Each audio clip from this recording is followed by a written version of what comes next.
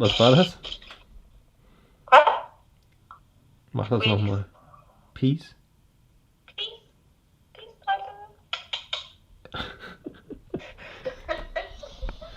Peace, baby. It's my little heater here. Just checking the last video as well. And it's not that early today.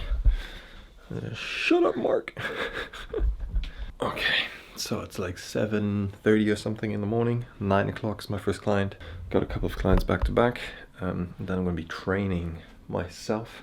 I just weighed myself. I'm 95.3, which is not bad. Like I said, my goal is not to lose as much weight as I can. I want to lose as much fat as I can. I want to hold as much muscle as I can. I mean, that was the goal for the 70 days. So I'm really excited about the DEXA scan because I can see actual ab definition coming out, which I haven't seen for ages. So I've got like nearly 7 days left, or 6 days or something. So now I was really focusing on stuff. Also, today is bench press. Yesterday's workout was just crap, but like I told you, you know, we all have these days, and that's fine. So I'm gonna get ready now, pack my stuff, and then I'll see you in the coffee shop.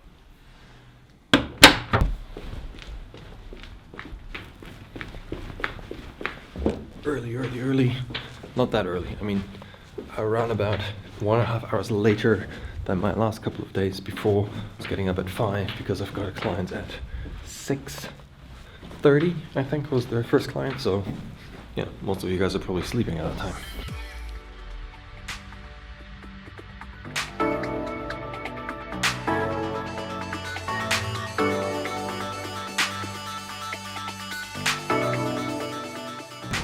So we're back in my favorite shop called Trent.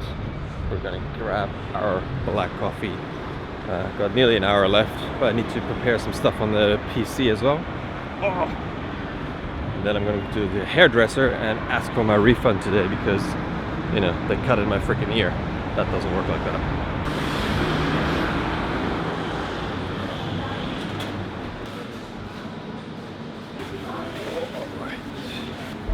Now we're gonna get the small cam out to do like a time lapse. So I always use the GoPro for a time lapse, which is great because they have this setting and it's really easy to do that. Yeah.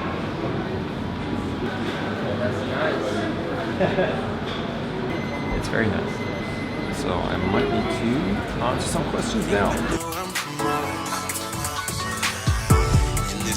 Between us, besides the light of the stars, yeah.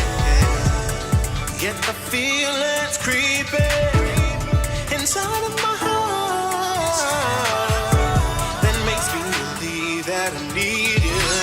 I need you right in my arms. How could we be closer when we're worlds apart?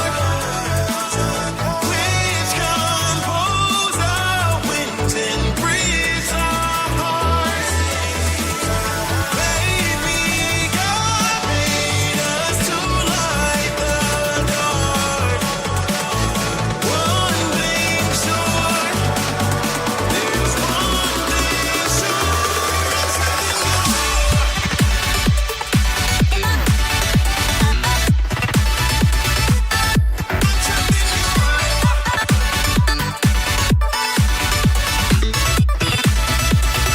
Connecting.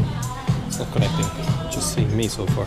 Yeah, welcome everyone. This is my girlfriend. Well, failed. Try again.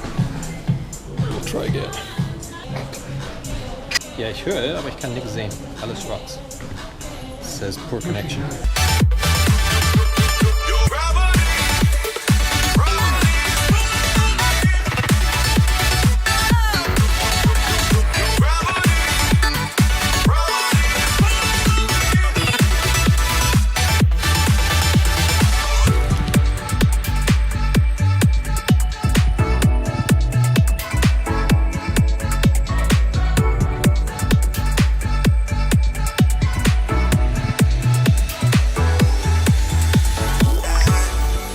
It's unheard of.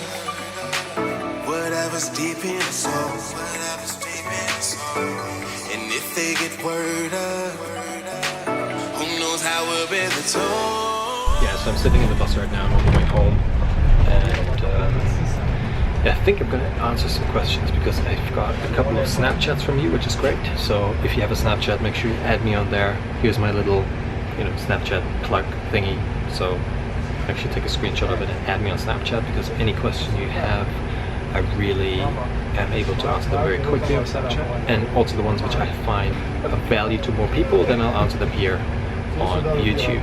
So fire away, and then I'll blend them in here as we've done now, and then I'm going to be answering them. So once I'm home, I've got the 3 questions which I'm going to be answering today, and then yeah, see how it goes. It's nice and sunny today.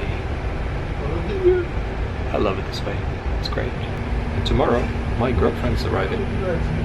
Yes, you heard it right. I've got a girlfriend. I didn't tell you, right? Now you know. Need you here and now. No, it just keeps driving me crazy. I'm trying to figure out how. Alright, so like I said, it's time to answer some questions. And the first one comes from Thomas. And Thomas is saying, in vlog 238 you mentioned retaining water. Does the amount of water you drink affect of how defined you look? Now, generally speaking, yes it does. Let's take a step back. How does water affect your body? There's a very simple principle. So if you give your body too less of something, your body will try to hold on to it as much as possible. So for example, fat, right? So if you're trying to lose weight and your calorie amount is too less as possible, your body will try to hold on to the fat rather than let it go. Same thing with water. If you're drinking too less water, at one point your body will try to retain as much water as possible, because it's like a signal you're sending to your body is, I'm depriving you of water. That's why your body will say, okay, I'll hold on to water.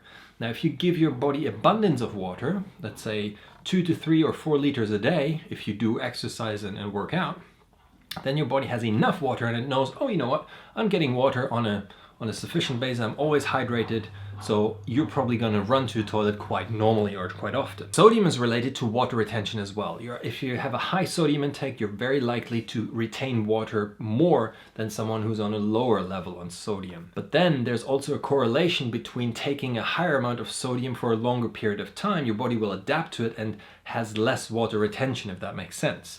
So if you, for example, you take, let's say 2,000 milligrams a day, or let's say 1,800 or 1,500, so you're on a very, very low sodium intake, and then all of a sudden one day you choose to double that on 3,000 or even 4,000 or 5,000, which is a lot, then your body will all of a sudden, you will start looking puffy, and you might have holding some water in your ankles and your joints and stuff. Whereas cortisol is also one of the main hormones which will lead to water retention, but that in a second. So in terms of sodium, your body will then adapt to that higher sodium intake, and you should balance out. So all in all, long story short, water retention has not as much to do with how much water you drink. It also has to do with so many other things in your body. For example, like I just mentioned, cortisol. Cortisol is a stress hormone. Cortisol also retains water. So if you're stressed, especially as you're female, females can, if they have water, holding your water in your ankles or in your joints, that's always a sign for cortisol being the actual problem, and in men as well.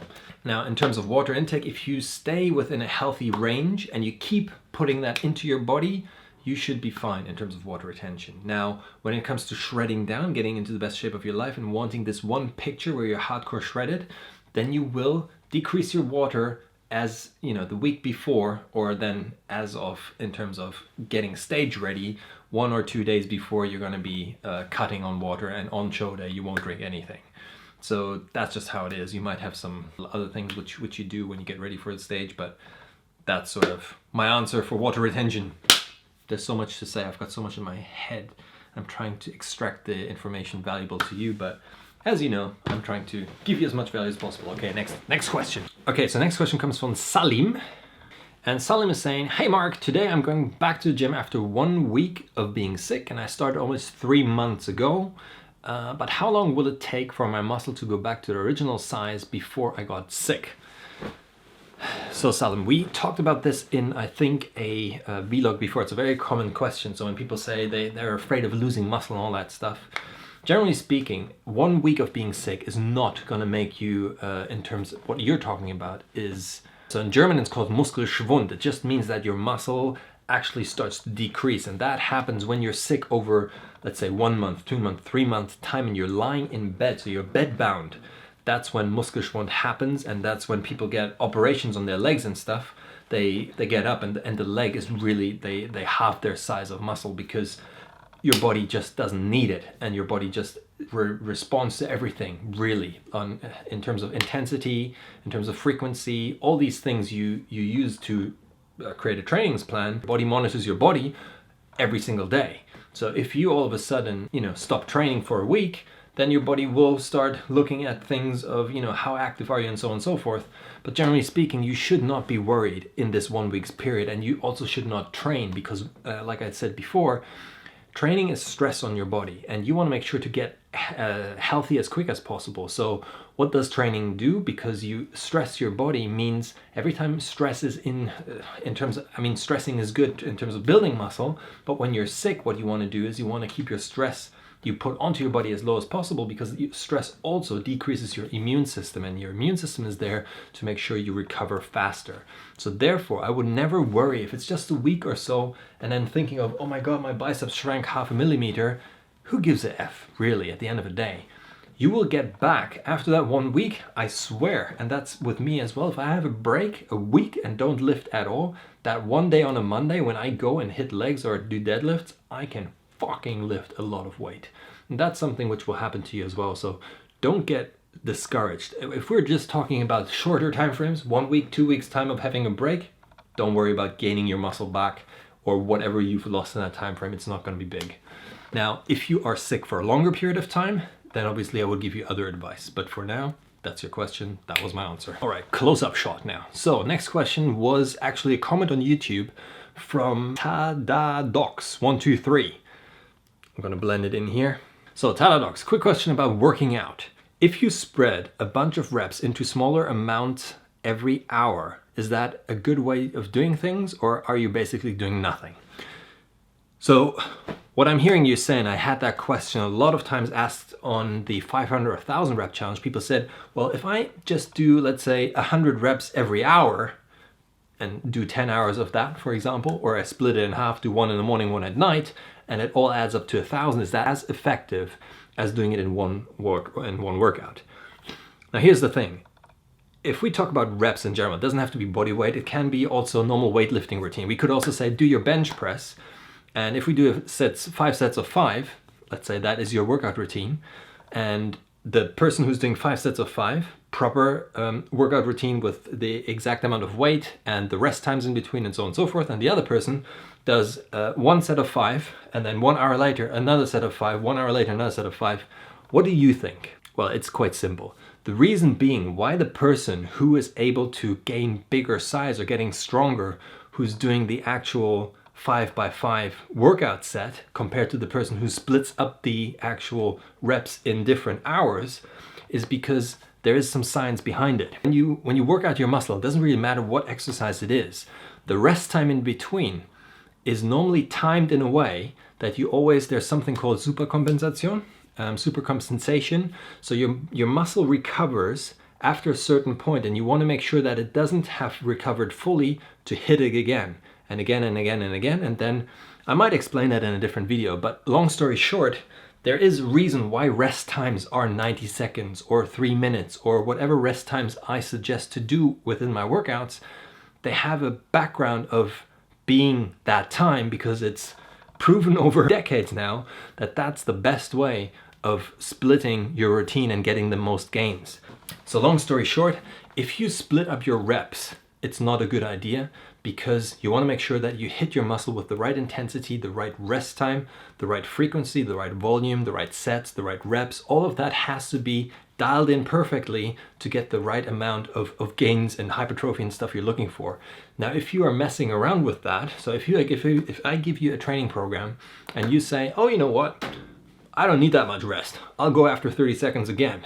You might not get the most gains you want. Or if you say, you know what? I didn't do half of the workout today, so tomorrow I'm going to do double. And all of these funny ideas people have, they just don't work, because there is a science to programming of training, and that is what I'm trying to teach here, and that's what I'm trying to do with my programs when you buy them, that you can be sure that these work 100%. because they are research backed, they are sports science backed and stuff like that. But I appreciate that question. I'm not trying to bounce on you and say, you know, what a stupid question. This is very normal, and I appreciate that, because this might help other people who are watching this saying, you know what, I had the same idea. Why can't I not do, let's say, half the workout in the morning, half at night? Let's say if you're a person who is busy and you have to travel and something like time is pressuring you because you're saying, well, I have to split it because otherwise I can't get it done. Then if I would be your personal trainer, we would need to look at your workout routine in general, because you only have 20 minutes to work out. We need to make sure that these 20 minutes are sufficiently and most effectively used to get the result you're looking for. And that's important, the result. We need to know what is your goal, and then I'll program a program in 20 minutes, if that's the only time you have, to get you ready. But again, this is something I do as a personal trainer, and I do specific programs for clients who are traveling all over the world, and they come home jet lagged and they don't know what to eat and stuff like that. But this is going into programming now and so on and so forth, so that's a bit too much. But generally speaking, long story short, again, I love saying long story short. But the answer is that splitting your reps and increasing your times in between is not as effective as sticking to your workout program, making sure your rest times in between are on point and according to the plan you're following, and then I can assure you, you will get better results than the other way around. These are all my questions for today. So if you have any other questions, make sure to add me on Snapchat, or if there's something valuable, then just leave a comment. Leave a comment in the comment box below, and I'll answer those for everyone else. So thanks for watching, and now I actually don't know what I'm doing now. Oh, I need to do an email and go on and hang out on Skype with someone. So let's do that.